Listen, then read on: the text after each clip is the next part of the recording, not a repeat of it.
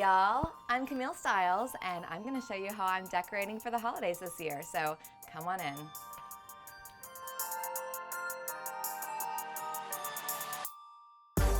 I love decorating for Christmas, but I'm not a huge fan of clutter, so I definitely tend to focus on the larger, more statement pieces. Lots of greenery, as many twinkling lights as possible, all those things that just kind of create that magical glow around the house. That's what I'm all about. My decor is typically pretty timeless and classic. I don't like a lot of trendy items, but I do love getting a little fun and trendy with my Christmas tree ornaments.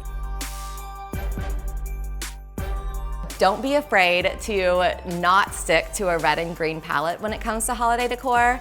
I'm using teal and pink and gold and all types of unexpected, untraditional colors. And I think that they're making my tree feel super fun and a little bit whimsical this year.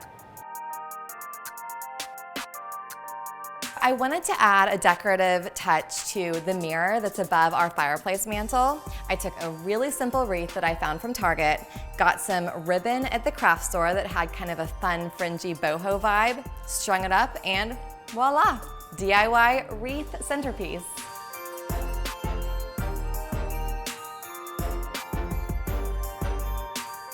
Another thing I love to do is use gifts in unexpected areas of my decor. Who says that presents have to go under the tree?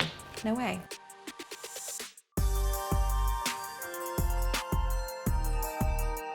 There can never be enough throw pillows. There's really no better way to add a super cozy vibe to any space than through lots of fun throw pillows and throws and rugs. I mean, bring on the cozy.